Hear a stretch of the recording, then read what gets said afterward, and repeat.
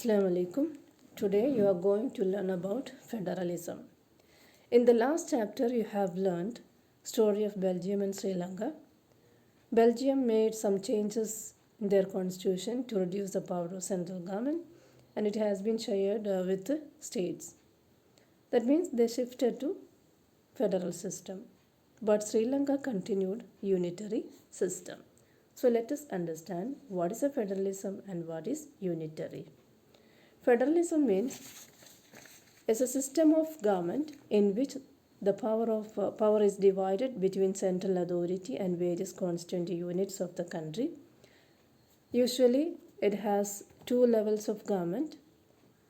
One is the government for the entire country that is usually responsible for a few subjects of common national interest. The others are governments at the level of provinces or state that look after day-to-day administration matters. And both these government, central government and state government, enjoy power independent of the other. State government has power of its own and not answerable to the center. For example, USA. Let us understand what is a unitary type of government. Here, only one level of government, subunit subordinated. Central government can pass any kind of orders to the local government. Example, United Kingdom. Next, let us understand about the features of federalism. There are 7 features. The one is there are 2 or more levels of government. In a federalism, there will have 2 or more levels of government. Each different levels of government. Second one, different levels of government govern the same citizen, but each level has its own jurisdiction in the specific matters of legislation, taxation, and administration. What is a jurisdiction? Jurisdiction means the area over which someone has legal authority. The area may be defined in terms of geographical boundaries or in terms of certain kinds of subjects. For example, in India, each state has its own boundary. So each state they have to take care of day-to-day administration matters only within that boundary. They cannot go beyond that. For example, Kerala has its own boundary. So it cannot go to Tamil Nadu and Karnataka for take care of its administration matters of that people. They have to take care of only within the boundary in the matters of legislation, taxation and administration. Just like each panchayat also having its own boundary, they have to take care of the people only within that boundary. They cannot go beyond that boundary. So that power is known as jurisdiction, the area over which someone has legal authority. That is a jurisdiction. And the third one is the jurisdiction of the respective level or tiers of the government are specified in the constitution. That means it is legally guaranteed. The power of each levels of government, the jurisdiction of the respective level of government or tiers of government are specified in the constitution. That means it is the power of each levels of government constitutionally guaranteed. And the fourth one is the fundamental provisions of the constitution cannot be unilaterally changed by one level of government. Such changes require the consent of both levels of government. Fifth one is courts have the power to interpret the constitution and the power of different levels of government. Sixth one, sources of revenue for each level of government are clearly specified to ensure its financial autonomy. That means each level of government, whether it is a central government, state government or local government, these three need of money. To take care of the administration matters, they need money. So how they are getting that also already specified in the constitution.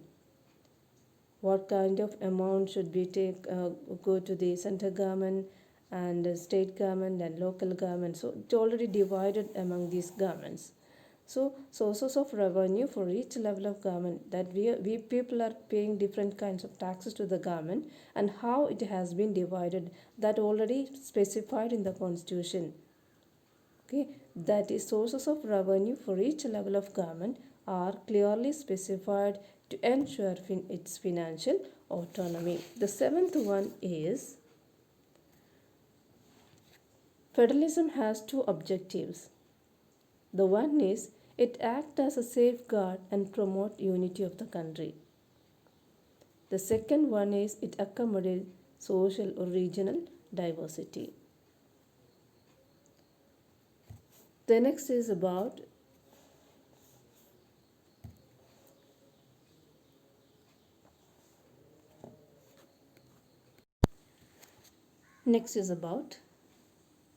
two types of federations. Let us understand how this has been formed. The exact balance of power between the central and the state government varies from one federation to another. This balance depends mainly on the historical context in which the federation was formed. It means that in some countries, in some federations, central government have more power than the state. In other federations, all have equal powers. So this balance of power means central government have more power in some states or in some countries than the state, or in some other federations, so all have equal power. So this balance depends mainly on the historical context. That means what kind of situations that particular country faced in the past. Based on that, they opted that type of federations. For example, India had we opted the second type of federations, that is holding together federations, in which central government have more power. Why we opted this system? Because of the diversity of our country. There are different kinds of people in our country. Regional differences, there language differences, the culture differences, many kinds of difference is there between the people. So to control this kind of diversity, central government should have more power than the state. So that is the historical context of our country. That's because we opted holding together federations. So the exact balance of power between the central and the state government varies from one federation to another federation. This balance depends mainly on the historical context in which the federation was formed. And based on this balance of power, there are two kinds of routes through which federations have been formed. The first one is coming together. Coming together federation means independent state coming together on their own to form bigger unit. State itself come together for their security. They coming their own to form a bigger unit. For what? Increase security by pooling sovereignty and retaining identity. And here all the constituent states have equal power. For example, USA, Switzerland and Australia. The second type is holding together federations. So the second route is where a large country decides to divide its power between the constituent states and the national government. Here central government have more power than the state, and some constituent units, some states have more power or others have unequal powers. That means some have less powers. So constant units of federation have unequal powers. It means some have more power than the other states, and any other areas, some areas having less power. For example, India, Spain and Belgium. Next is about what makes India a federal country. So to understand this, first you have to go through the 7 features of federalism and check what makes India a federal country. Constitution has declared that India as a union of states. And here there are 3 levels of government: union, state and panchayat.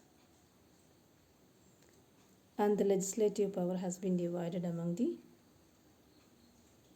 central government and state government through 3 lists: union list, state list and concurrent list. All states in Indian Union do not have identical powers. Example, Union territories.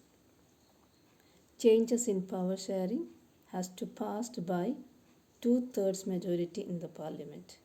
In case of any dispute regarding division of power, the apex court will take decisions.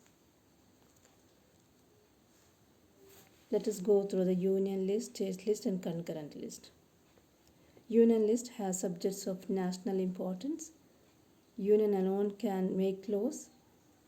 For example, defense, which are the subjects comes under union list. Defense, banking, currency, foreign affairs and communication.